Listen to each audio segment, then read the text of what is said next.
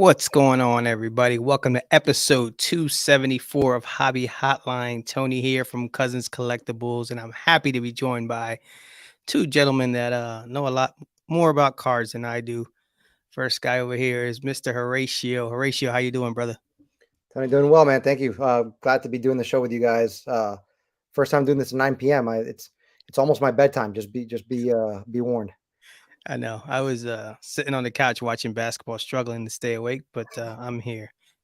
And joining us from the World Championship headquarters down in Texas, Mr. Mike. Mike, what's going on? What's up, Tony? I really wanted Phillies Rangers so we could really shove it to you guys and then beat you on Sunday, but that didn't work. Neither of those worked out, so whatever. Yeah, I know. That's why when I signed up for the availability, I was like, oh yeah, I want to do that first show right after the World Series. But whatever. I didn't watch a single pitch. I'm still bitter. So about the World Series? No, the World Series is fine. Just the NLCS didn't work out so well. No, but you didn't watch any of the World Series? I watched the last game. Okay. Yeah. I mean, your boy Seager was a beast. So yeah, did you see? I'll show you a card. We like to show cards. This is a card channel, right? Okay. Yeah, you can. So I got this weekend at the Dallas show. Ooh. Adrian Beltre, Corey Seager, dual auto, number to 10. Both in Rangers unis, like both former Dodgers, ironically. But yeah. What do you think a card like that costs? What would you guess?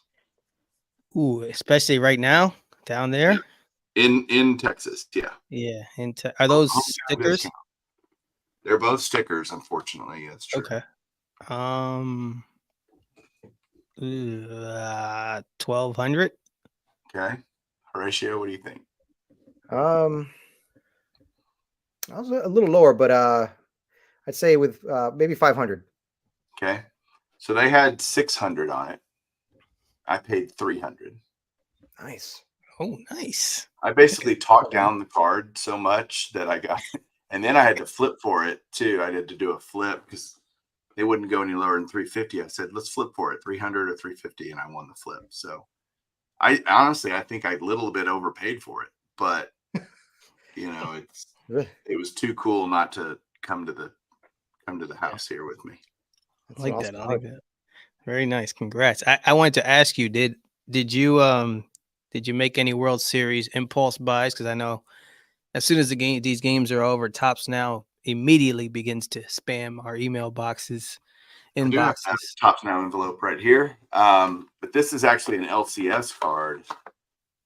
And I wish I would have waited. Obviously, if I'd have known the Rangers were going to win the World Series, I would have waited. But I got this. They won when they beat the Astros. Nobody was sad to see the Astros not win, I don't think.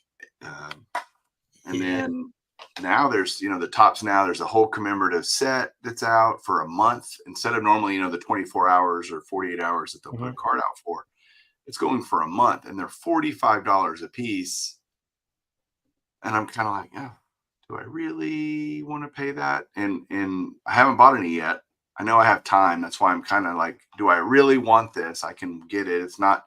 I think it's a mistake for them to give it a month because otherwise I might have felt, oh man, I need to buy this, and it'll probably wear off where I won't end up buying one, or maybe pick one up on the secondary market down the road.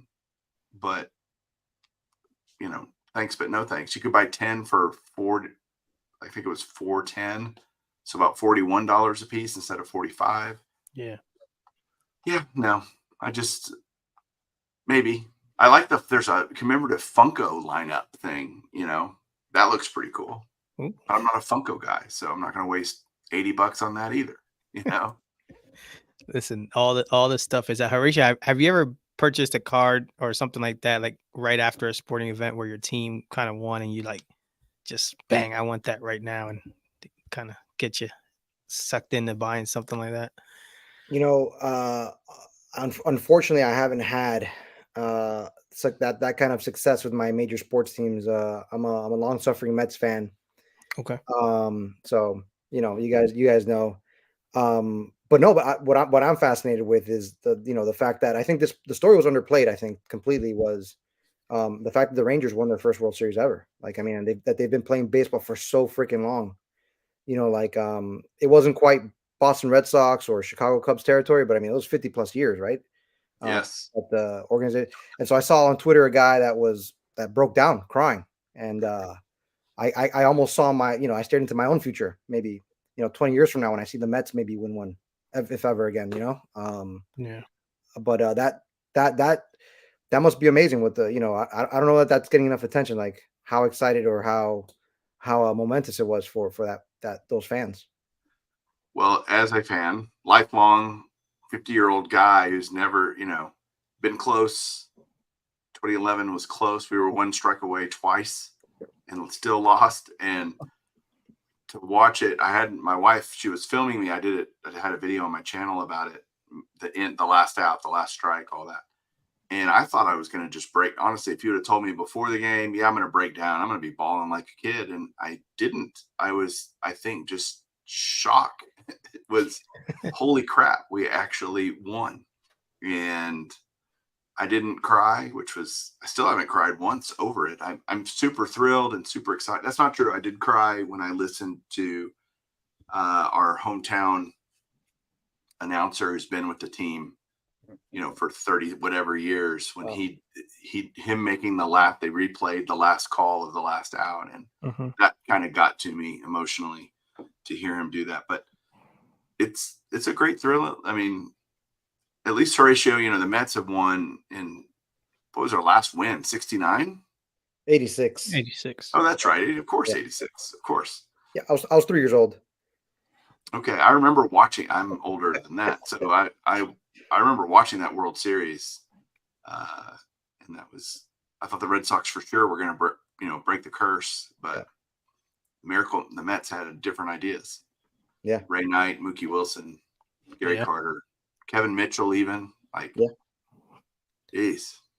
Yeah. Okay, sorry, we digress. Let's talk about the Phillies and their run in the playoffs. Hey, listen, you didn't cry during the World Series when it was over. I cried. So okay. I cried when the Rangers won. So did you really? No, I of was course so not. Come on. I tell you what, though, speaking of the Mets, I did see that Steve Cohen, I want to talk to you guys, unveils an $8 billion, 50-acre investment around Citi Field. They're putting up a Hard Rock Hotel and Casino, a sports book, restaurants, bars, and live music venue, and also 20 acres of parking space.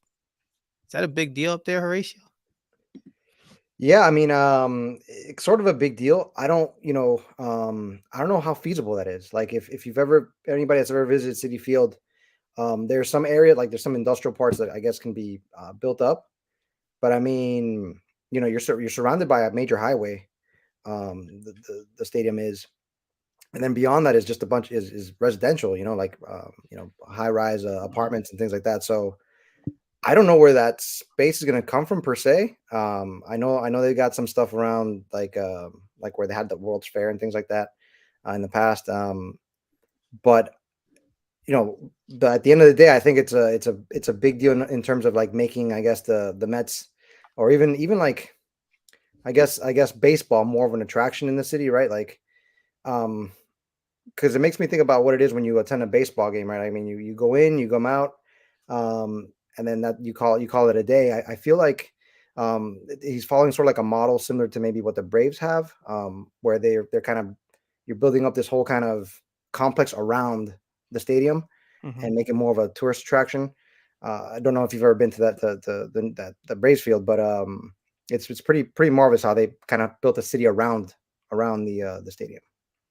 Yeah. There's a lot of stadiums now. That's kind of the model. St. Louis is like that. Colorado is like that. Baltimore a little bit. Chicago, even the Cubs, all around is bars and places to go. Yankee Stadium has some of that, right? But that's been there for a long time. And it's I liked Citi Field when I went. And that's where I had my first Shake Shack, was at Citi Field. And I was like, holy crap, that's a good burger. And I went and bought the stock. That's done really well. But I remember having my first Shake Shack, and I was like, Yeah. I Wow. kind of dig it. Now they're everywhere, but Yeah. I know. Down in Philly, they don't. It's kind of like the way City feels. We're an industrial thing. I mean, they did end up building like a kind of bar, sports bar area there. So yeah, and there's talk that they want to put the Sixers in the city, in and around, but that's a whole nother thing. But I mean, I went to Wrigley Field. It was kind of cool, that little neighborhood there where you had the bar. So I like that, and maybe I mean, I don't see anything. I mean, other than you said, Horatio, maybe they're locked in a little bit, but I don't know. Maybe some people are going to get some notices on their door that they're moving out, whether they want to or not.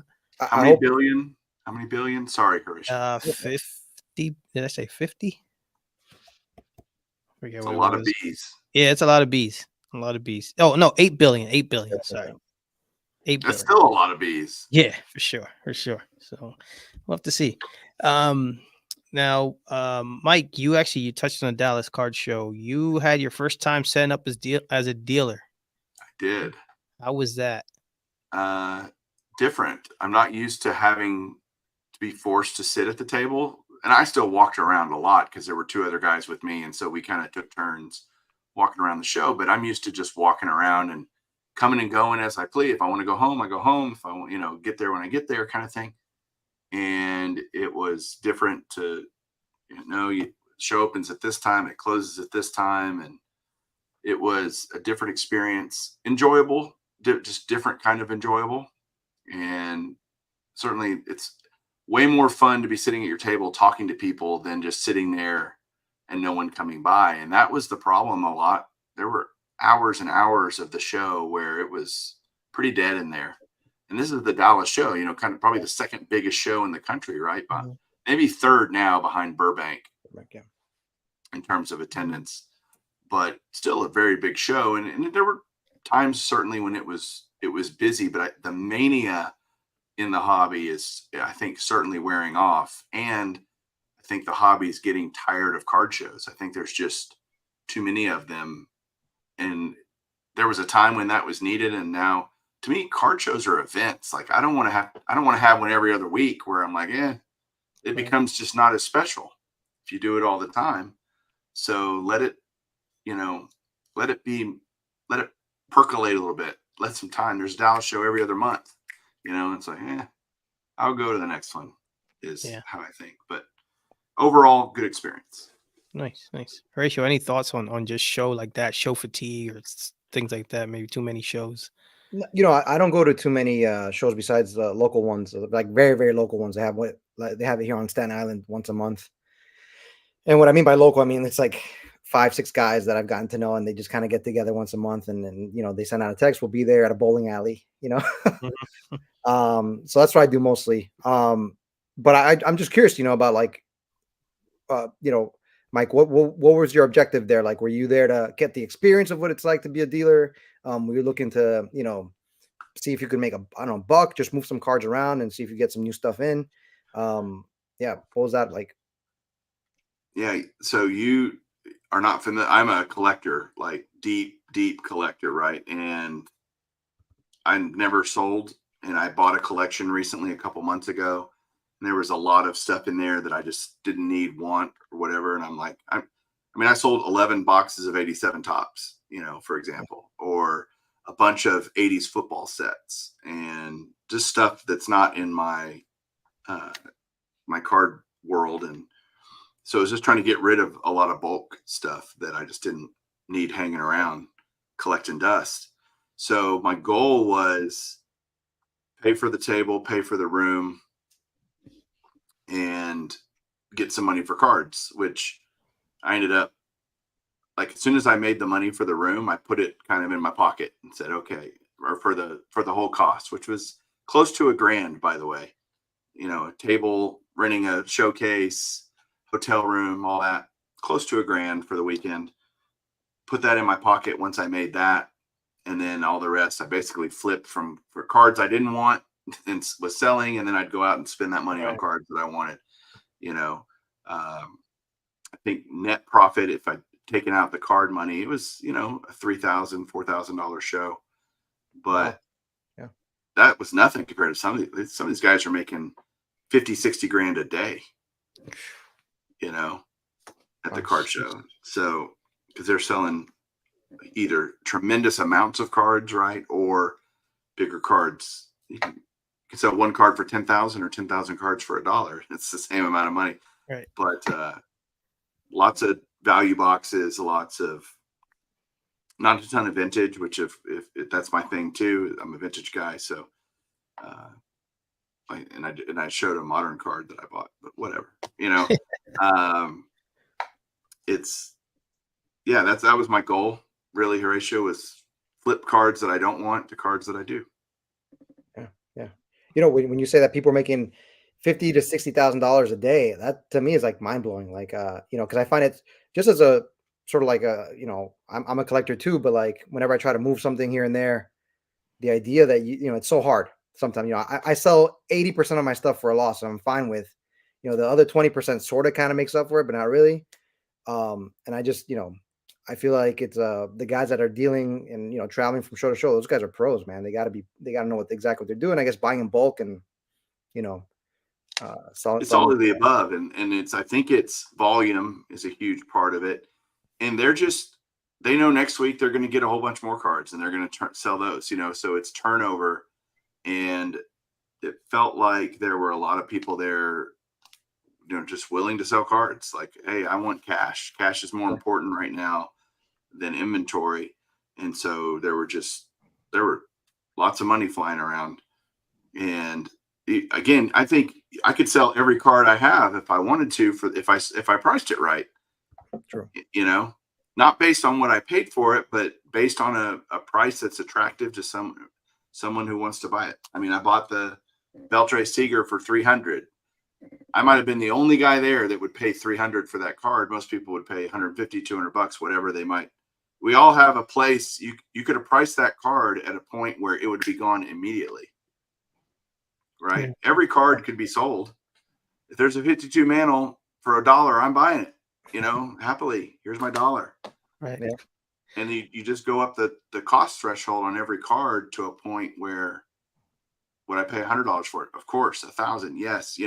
And then and these guys were pricing cards. I was finding cards. I'm like, holy crap. Yes, I'll buy that, And if I'm saying that and I'm a cheap bastard, right, then I know that a lot of cards were moving. Yeah. Chris says the positive thing is it's a good time for collectors, but the downside is not knowing how much further things will drop. You can never make a decision based on that. I bought cards all through the pandemic, not because I thought they were going to stay high forever, but how do you know where a tipping point is, either on the upside or the downside? How do you know where the bottom is? Why is that downside? If you're buying a card in the moment at a good price for that period, you should never feel bad about that. Could it go lower? Yeah, maybe. Are you going to really kick yourself if you could have saved $20 on a $50 card or a $100 card, let's say?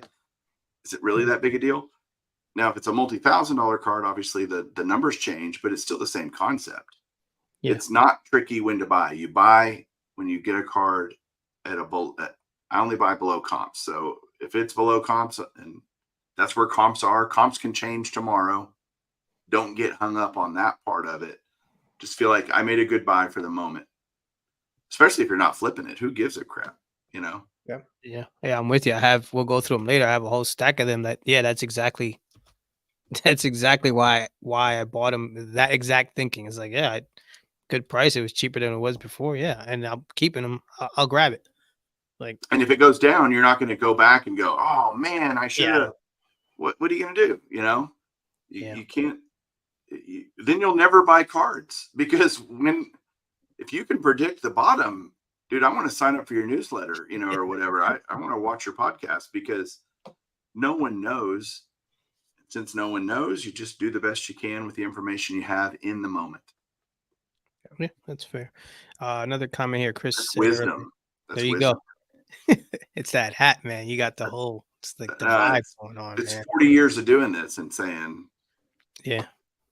We'd all go back in our DeLoreans and buy I'd buy all the cards. I'd empty the bank account to buy stuff. Let's say 8 years ago, 7 years ago, I'd buy everything I could find, because it's all worth more today, even with the pandemic boom and bust. Yeah, that's the one thing, that the floor is a lot higher today than it was. Yes. Yeah. Yeah.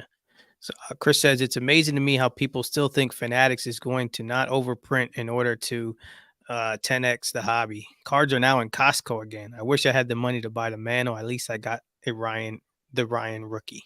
So, Ratio, any thoughts on just cards being in Costco and things like that, and where you think? Yeah, I mean, I get the sentiment. I know that that Costco product was in the works for a while, Mhm. and it seems to be like a kind of uh more of a family thing, family value thing. I don't think anybody's really chasing any hits in those packages. Um, that I think, what was that, MLB? What was it, Tops 2023?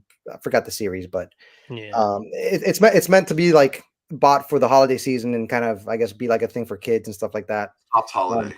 Yeah. yeah, Topps holiday. Um, as far as Fanatics, I mean, I'm, if anybody knows anything, I'm very leery about Fanatics. That's just me. I'm typically leery of giant corporations.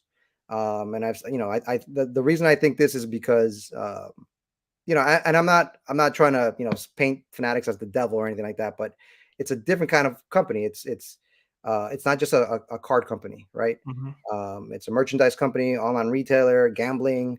It's got it's spread out, and the objective for them, and they've said it. I mean, there's nothing that I'm making up. They said they want to go public and they want to IPO, and they're going to have their shares and everything. So they're going to have to grow the hobby. They have to grow the hobby because it's one of their big arms, one of the things that they have control of.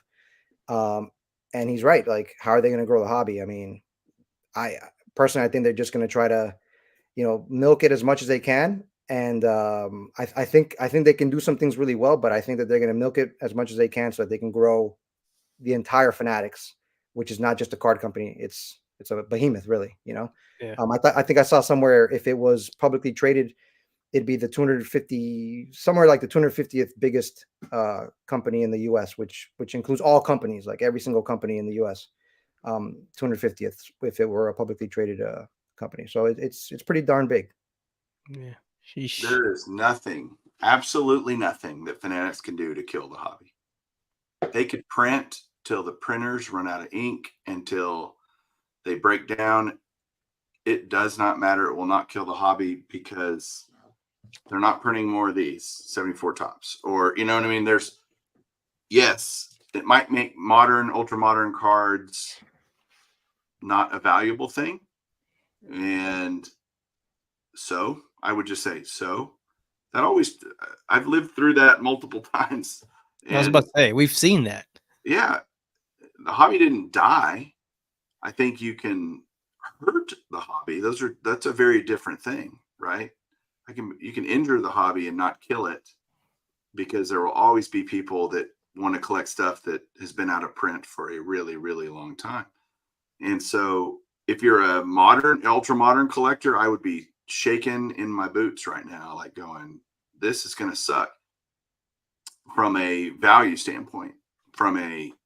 If I just like collecting cards, I don't care how many 2023 top sets they made. I bought one. Why do I care if there's 18 bajillion more of them? I, I don't know. I just wanted the cards. So big deal.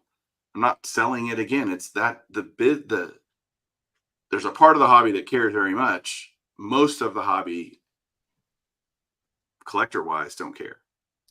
They're just like, yeah, Yeah. whatever. Yeah. That's like, does anybody, I asked a fellow hobbyist the other day, I said, does anybody collect just to collect anymore? It's got to be about that flip and the turnaround and stuff. Yeah, we want our cards to be worth something maybe one day, but that doesn't have to always be the sole focus of why you picking up cards. At least for me, it's not. But there are some that think that way, and when you see these things of, oh, they're going to be printing and stuff. Well, they did it in the 80s, they did it in the 90s. It's not, so whatever.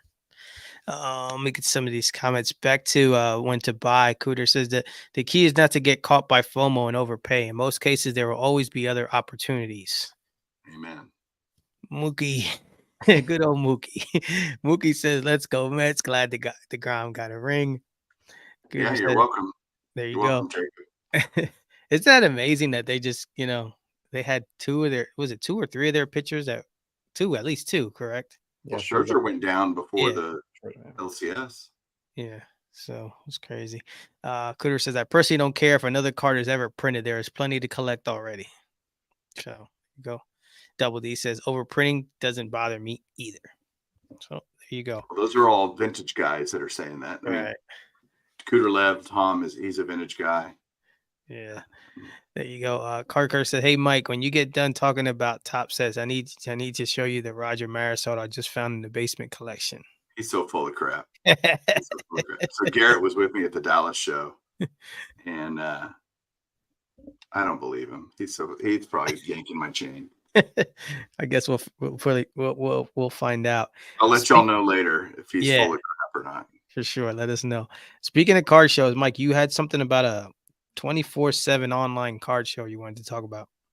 Yeah, I mean, there's a Whatnot is doing. Whatnot's always trying to be creative. I think they're feeling very threatened by Fanatics Live and Fanatics events and things that are going to be coming down the pipe. So they're trying to be different. And one thing they're doing, because breaking is going to go basically all Fanatics, handpicked people to do breaking, and there'll still be breaking done in the secondary breaking world, but it'll be very different. And he says, not joking. Okay, I'll be there in a minute, Garrett. But the point is,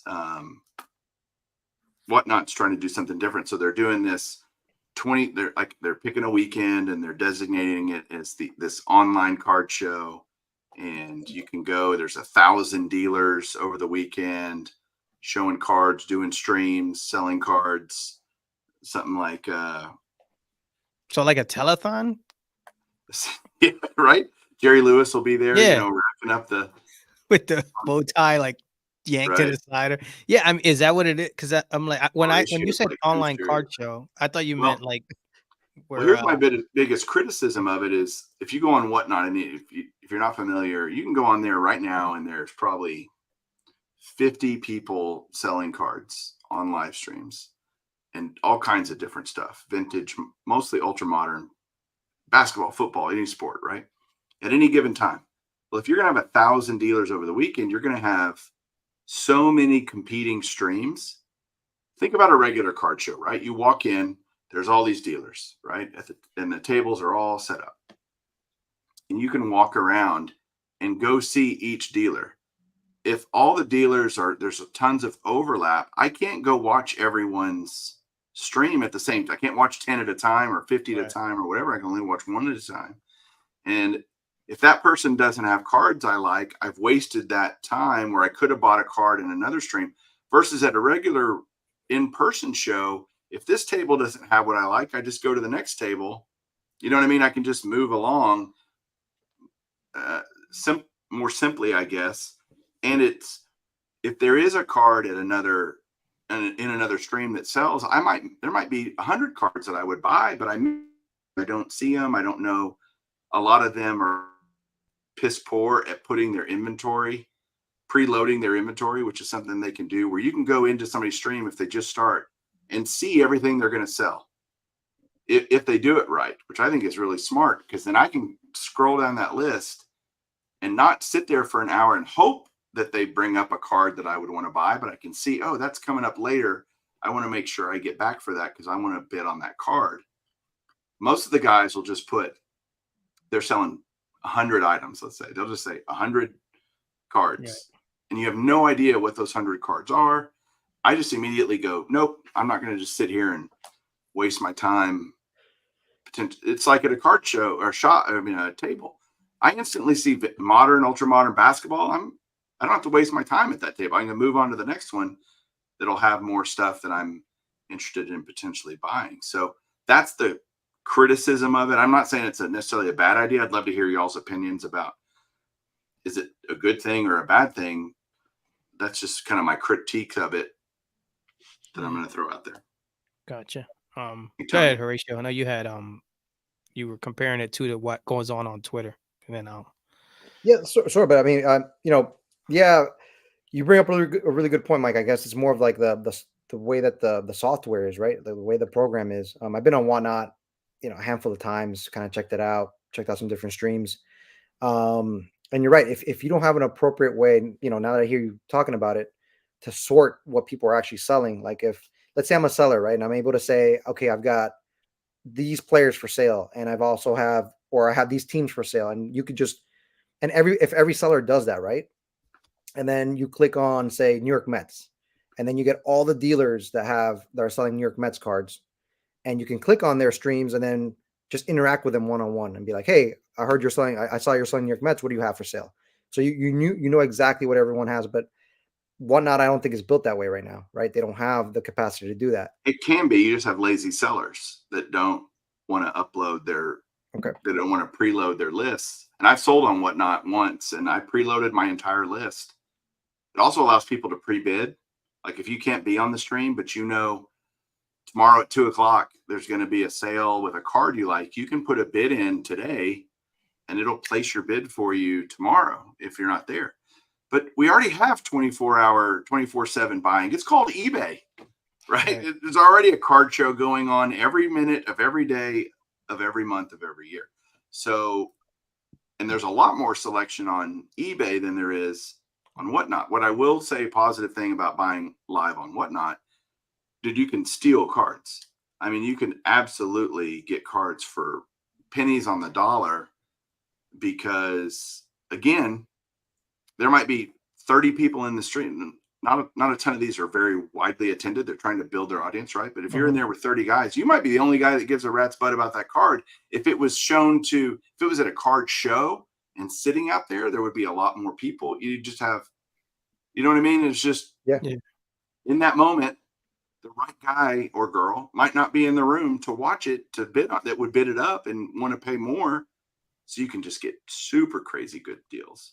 It's nice. But I like what Orlando said there about not wasting time. Right. Yeah, he said, I'm not wasting time on Whatnot. What I look for is very unique. eBay or auction houses are better. That's another negative about Whatnot is it's the same old crap, right? It's very difficult. No one's going to sell a unique vintage, pre-war card on Whatnot. Why would you? No one's going to ever see it, right? You're going to sell the stuff that's commoditized so much in this market. Man, I'm using a lot of heavy words tonight. Commoditized. No, just things that everybody has. They're going to sell, Gavin Lux, PSA 10s, that I have enough of those I'm doing my floor in Gavin Lux labs. There's just so many of them out there and they're not worth anything. So anyway, that's just, what do you think, Tony, about that? Yeah, I was picturing when you first said it, I was like, wait, so our guy's going to have, I pictured a showcase and then where there's just the cards, but I know I've seen how Whatnot works and you really can't.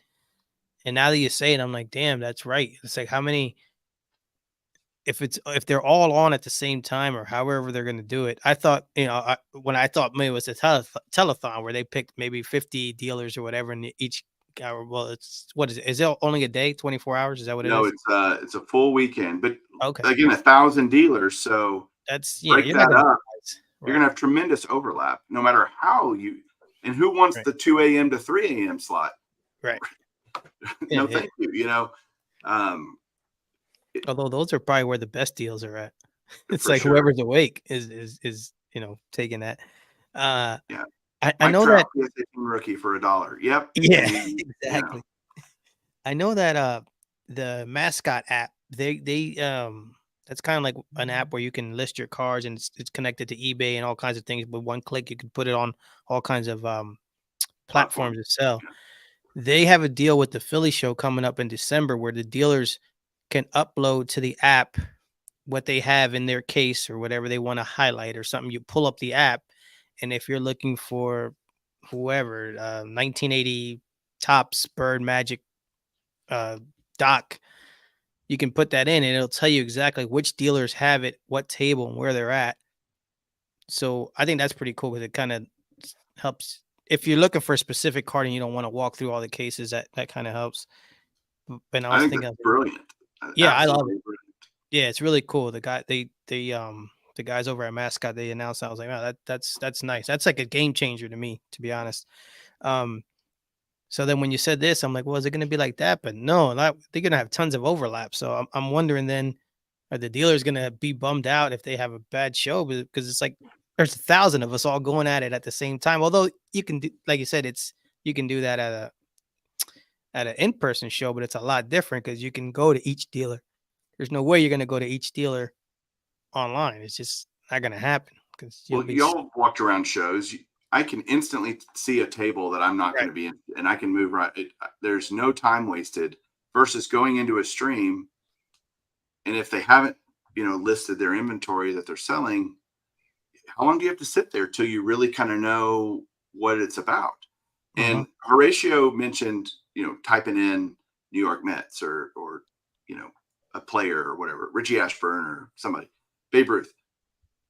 If they've done a good job, you can search that way. The problem is Whatnot doesn't hold their dealers accountable to, well, the dealer's excuse is I can't upload every card I plan on selling. And what if somebody asks for something different? Well, it's just like at a show. You don't have everything in your showcase. You have stuff behind the table. And if somebody says, hey, I'm looking for I don't see this guy here or whatever. Do you have any? And he goes, yeah, I got one down here. And those Mhm.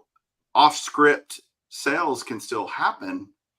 I think they're scared of pigeonholing themselves by listing out the cards they're going to sell. That doesn't mean that that's all you have to sell. You can obviously sell other things if somebody asks in the chat, like, "Hey, do you have any of this?" Yeah. But the search engine just needs more accountability to the dealers to make it work. It would work if everybody did it. Yeah. I, Huh? I guess the way I look at it is like, and we talked a little bit before we got on the show, and the promise I see is that it's sort of an evolution. You mentioned it of eBay, where eBay is very impersonal, right? Like you just have an account, and you look at their feedback, and you're kind of like, okay, I think I can trust this seller or even this buyer, if they're sending you an offer or whatever. And there and the nature of how breaking is, right? Breaking now is like people are have to be online, right, for the most part, and they're taping themselves, breaking the boxes and everything and opening it. Why can't there be the same thing for just a guy that's not breaking or a girl that's not breaking, but just selling their cards? Like what platforms do they have? And so we were talking a little bit about Twitter before, where Twitter is sort of like that, where you have sort of like these different threads. They're vintage only threads, pre-war threads, baseball, vintage baseball threads that are pretty freaking big actually. They draw, maybe I'd say at least close to 1,000 eyeballs. Some of these threads. But still they lack the in-person thing, right? Like Mhm. why can't we do that with selling? Why does it have to be just breaking, right? Like why can't there be a 24/7 platform for selling that's not just for breakers? Well, Where Whatnot's trying to build that. yeah, Honest, yeah, that's what they're trying to do. They're gravitating away from breaking as being their primary thing. I don't think they have to worry. They're huge in TCG now, and mm, you know other comic books. There's you can buy anything on Whatnot pretty much now. Beanie Babies. And what? Beanie Babies too, yeah. Yeah. Yeah. So it's always going. I just think they're getting more to the singles sales. Like, hey, let's start doing singles. Um, they're trying to build that. So Yeah. yeah, I don't follow anybody on Twitter, and I heard the Discord. There's tons of Discord threads that are selling Sure. cards. Obviously, Facebook. The more places people can buy cards, I think the better, right? And it's never bad to have competition. It drives prices down, and as a collector, I love to see that. As a seller, people probably aren't too thrilled, but Yeah. Hmm. I like having multiple places to buy cards. Yeah, for sure. You guys are pros. Because speaking of Whatnot, Blake Martinez, he's back. Not on Whatnot, but he's back in the NFL. He retired the first time. Well, retired, left the league to go pursue basically selling Pokemon cards. And I don't know the exact details, but seems that something went, awry in one of his streams, and Whatnot investigated and determined that he had to go. So now he's gone from the hobby, I guess, but now he's back in the NFL. He's on the Panthers practice squad. So I guess it's now safe to buy Pokemon cards again. Um, so I gotta go, guys. I'm going to buy yeah, some Pokemon. I'll be right yeah, back. I see it. Horatio, what are you thinking of good old Blake and his situation? Man, I think this is like the anti-New York show. Because he retired from the Giants, the New York Giants, and then Mr. Jacob DeGrom is getting his ring with another team. So I'm a little bitter about that. But no, but the whole Blake Martinez thing. I mean, so the one thing that was amazing is the how hard he fell, right? Like, this is a huge story, that a NFL player, a guy who makes millions of dollars a year, playing professional football, decided to quit so he can make even more money, better money, safer Yeah, money, right? Selling Pokemon cards. um and it was almost like, oh, what an awesome, it was like a good story. It was like an yeah, awesome story. um, and then it comes out that there was all this fraud involving his whatnot channel. He told the Athletic, the site, that he made, more than $10 million selling Pokemon, up to that point, up to the point where he decided to retire. So he's like, why would I put my body through what yeah. the NFL requires me to do? When I can make equal or more money selling cards. So I just find it wild that, and Mike, I mean, you chime in, but I don't want to belittle Whatnot, but like, I mean, to get kicked off of Whatnot, like, especially a guy like his stature, like that, like they just shut him off completely. You got to be pretty bad. And I don't know that to this day he's taken accountability for it. He said that it was like the people that he hired, but he never really said what actually happened, even though there are people that have been investigating it, and he's never really said, yeah, my bad. So he's back to playing football for a living. Yeah, you would think he would get, he got out of football to probably avoid concussions, but you piss off at one of those Pokemon kids, they're going to come at you with a baseball bat for another different kind of concussion. Yeah, Sure. I yeah, know. So that makes you wonder, how well did he do selling cars that he's got to go back to playing football? I mean, I don't know. It's yeah. interesting, but It's pretty wild. I mean, the only thing I can say, about, and to Mike's point, is I went to a show this summer in at the Jersey Shore, um, and it was huge. I mean, it was not huge. It was a big show. Um, but half of the show was Pokemon. I was actually shocked, how much Pokemon there was, and there were Mhm. kids there looking for the card and everything. Um, I would argue to say that there were more people there looking for Pokemon and comic books as well, than there were for sports cards. So, that side of the industry is alive and well. I know that Pokemon is as big as is huge, um, and so there's that. And I think Blake Martinez got caught up in I guess, the like you said, the mania of it, and I think at some point it caught up to him. So I don't know the details. He hasn't really released the details. He hasn't really come out, but yeah, it's pretty bad look, I would say. Yeah, Yeah. I would say walking around Dallas, 20% of the showcase space is all Pokemon cards. Yeah, So That's it's a lot. it's big there. And the one thing I will say about the Dallas show, there were a ton of kids. I mean, people saying kids aren't in the hobby. I call BS on that because I saw an absolute crap ton of kids at the Dallas show. And I loved seeing it. That was fan freaking tastic Yeah. to see this many kids with their dads or with their grandpas or uncles or whoever at the show. And again, were they buying Pokemon cards or sports cards? Probably both, honestly, or just Pokemon, but they're still there, right? They're going to get exposed to the hobby, and that's never a bad thing. Yeah, for sure. I know. It always grabs me too, Horatio, with like how much, man, there's a lot of Pokemon here. I don't know anything about Pokemon, but it's definitely a huge part of collecting, and Do you want to it poke keeps my mom? What? That's not. stop it. All right, fellas. So last I guess down the home stretch here. We're allowed to talk about cards, right, Mike? Is that Yeah, cool? hopefully. All right, cool.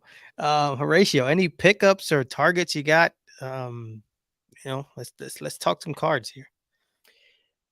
As far as targets, man, I think, and I'll show you two pickups I recently had. But as far as targets, it's like I think I'm in the boat with where whole kind of hobby is headed right now. I'm consolidating, and I'm eyeing like a bigger purchase down the line. So I haven't been buying too much, saving up some money, kind of keeping my eye on some of the larger cards that I've wanted for a while. What's your And so PC, Horatio? Because I don't know. my PC, I mean, it's all over the place. I'm building a 48 Bowman football, a graded Bowman football thing, and then I got 55 Bowman, I got 53 Topps baseball. So I'm piecing a bunch of different things. I'm all over the place. But I'm eyeing a nice Roberto Clemente at some point, maybe in the next year or so. But one of my PCs, and this is where I'm going to show you guys. I got this dollar for $1. I got this card for $1.63 off of eBay. Nice. So I PC Miami Hurricanes autos. So Derek King, that's Okay. my $1.63. I don't know if anybody knows about him. He used to play ball at Houston, football at Houston. Okay. And then Shane Larkin, great UM Yeah. basketball player, Barry Larkin's son, on card auto. So I collect University of Miami. I grew up in Miami. I grew up a big University of Miami fan. And so I got this card for $1.63 about a week ago. About a month ago, I bought this card for about $4. Nice. So you know who Lonnie Walker is? Lonnie Walker, yeah. Yeah, Lonnie Walker is a hometown boy from where I'm at. So yeah, nice. Very nice. NBA champion, right? No, he didn't. No, because he was with the Spurs, and then he went to somewhere else. Now he's with the Nets. So yeah, Oh, he's not a with the Nets now. Okay. They're never yeah. winning a championship. So No. High school state basketball champion, but not an NBA An champion. NBA champion. Okay. No. Mike, you want to go? You want me to go? It doesn't matter. you go. I All right. already kind of blew my wad earlier. Oh, okay. So so in the interest of prices falling and stuff coming out of the woodwork, so IPC Roberto Clemente, and so I in the middle of doing his putting his player run together, and I picked up the 68 tops there. I love half grades, man. I love them too. I know. It's like these six. I have a couple of them, and every time I see them, and if they meet the right criteria with some nice eye appeal, I pick them up. So because you can get them so much cheaper than yes, no, yeah, because it's like the the gap between this, like this is a 6.5, like the 6 and the 7, it doesn't end it like it should be where it is, but it's like barely just above the 6. So yeah, you can get it really nice. Pretty cool deal. So and that's what that was too. I used to have a rule. I wouldn't buy these on eBay. I would wait to buy them in person because I wanted to see them. These aren't rare, and I don't want to pay shipping and tax and stuff like that. But the price was so good that I was like, all right, I can justify. And then what's nice now with like say PSA, this is serial number 731. so They the finally scans have are they finally have the high res photos. I can actually look at it and not look at the doctored photo that's on eBay where they, shined it up and made it look real cool. And it's not the card that I get in the mail. So it's nice to be able to pull up the high res pics and then kind of see. But so do you buy them all already graded, Tony? I do. I haven't. So the goal is to do a graded run first and then maybe do a raw run because I'm weird like that. So yes, I have not purchased a single raw Roberto Clemente. I'm kind of scared too until now I have a couple more dealers and hobby friends that I can trust to get raw cards from. But at first I'm like, I'll have to crawl before I walk. So next one is the 69 in the PSA 7. I got that guy there. Yeah. Gorgeous. So that's kind of cool. Nice Sunday. Yeah. Let me guess how that was. I want to say 350. Yeah, you're pretty good. That was I think it was I probably bought it from you. No, you didn't. I tell you. I don't sell Roberto Clementes. No, I'm not even that dumb. Come on. Oh, you know what, Mike? 229. Awesome. Nice. 229. I was the only bidder. So it was awesome. Off eBay? Yes. Yep. Yeah. All day, man. All day. Yeah. These first three are all from these first three are all from eBay. The other one is this one was a freaking 4-figure card during the boom. And I was like, man, I wanted it. I could never. I was like, I'm not spending that. But this is the 71 Fleer World Series with the It's just cool. commemorating the There's World no way Series. that was a 4-figure card. Are you serious? Yeah, Wow. man. This freaking card was like it would be like $1,200, $1,300. I'm like, what is this? So finally, it's not better, but yeah, it's That's a cool just card. I'd never ridiculous. seen that card before. Yeah, it's pretty cool. It's Yeah. this is I think it's like a pop 23 with like 3 higher, something like that. So next one is this is actually has the provenance of being part of the Roberto Clemente collection, 1968 KDKA. So you can kind of see. Those are so undervalued. They're just cool, cheap. Yeah, and this is the only SGC slab that I have, and it really goes with the card, so I don't want to crack it out. So yeah, Awesome. kind of cool. Yeah, this is the Orlando special. This is he was on our podcast. We were talking to him. He's like, "Hey, I have this card," and I'm like, "I gotta find that. Gotta have that." So Is Orlando not the coolest guy ever? Horatio, have you ever listen, met Orlando? Or No, do you know his channel? no. Okay. I'm about to listen, make your man. Yeah, day because you need to go watch his stuff. It's he's just unreal. Tells great stories. He's got such a long history in the hobby. He's Cuban, so he loves Cuban players, Latin players, really all. I mean, Mantle too. Like he definitely doesn't pigeonhole himself as far as it's unbelievable stuff. So yep. you need to go just start binging, man. Just Just watch some of that. Oh, Yeah, he's man. Yeah. yeah. So he's asking if you're going to the Palm Beach show on Saturday. Orlando. I wish I'm in New York now. So my Miami days are that's where I grew up, but I haven't lived in Miami in about 20 years. So Well, there you go. So short answer is no.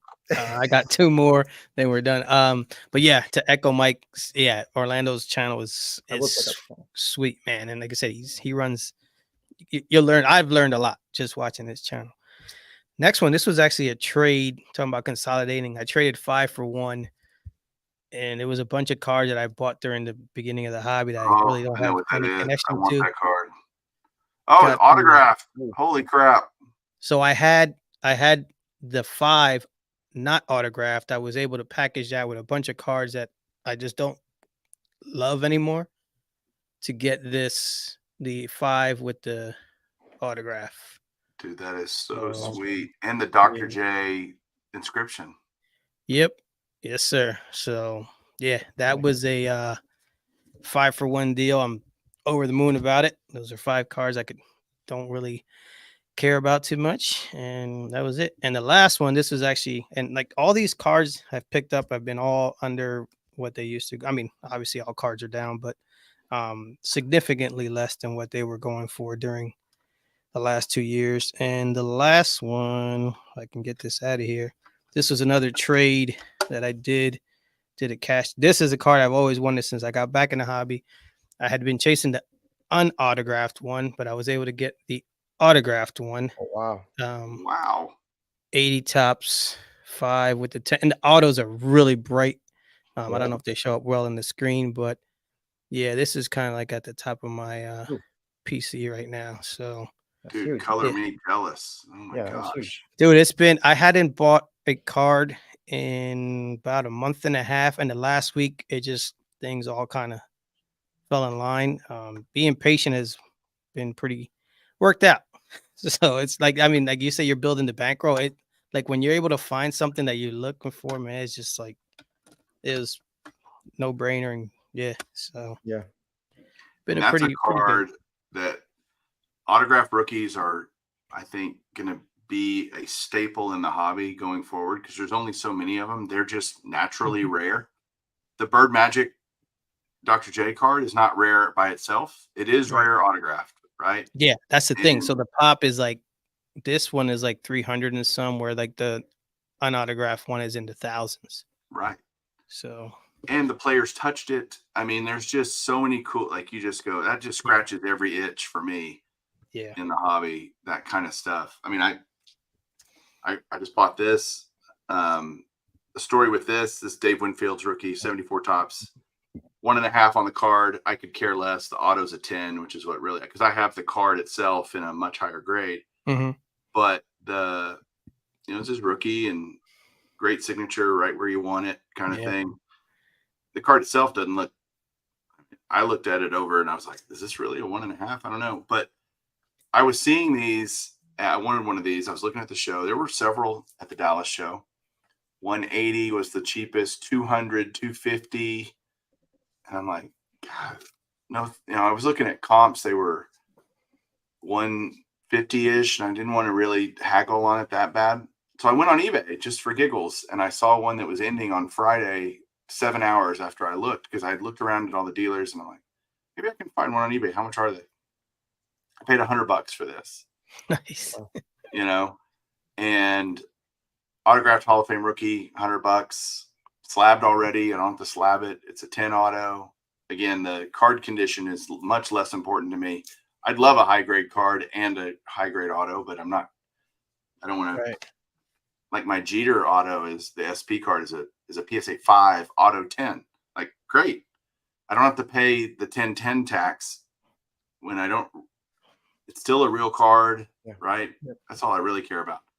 And so I was able to go buy it on eBay, and I went around to the couple of dealers that I had kind of talked to about the car, and I went, look, man, no offense, but I just bought one for $100. And their response is basically like,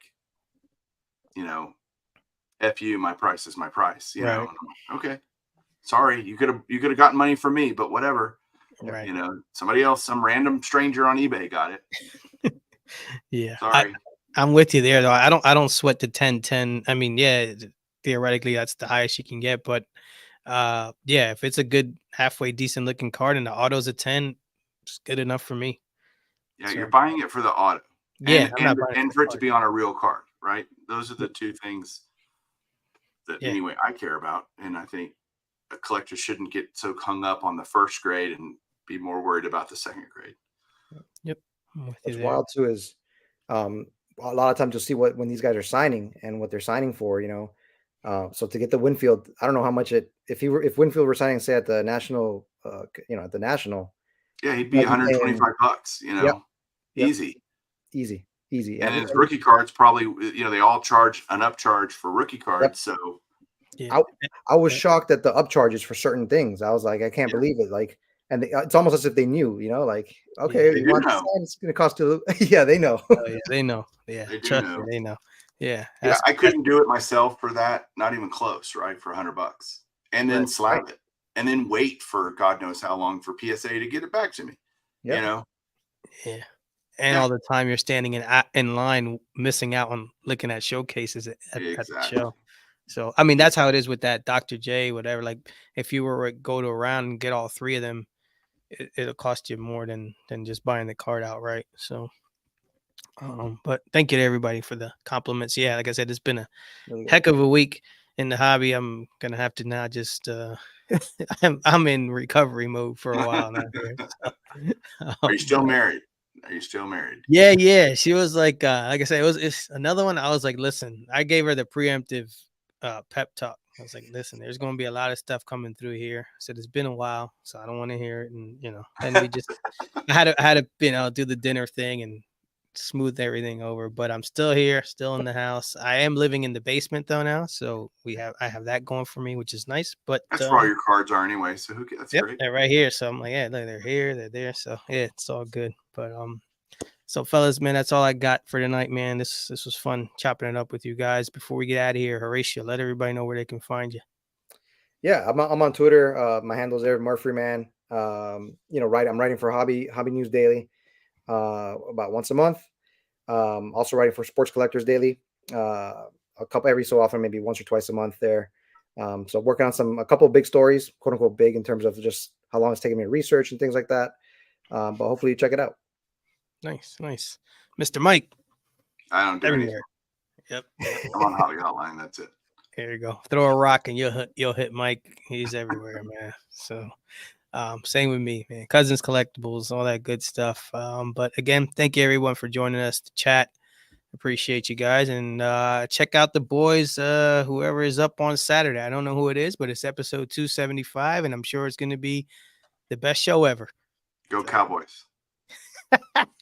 Bah.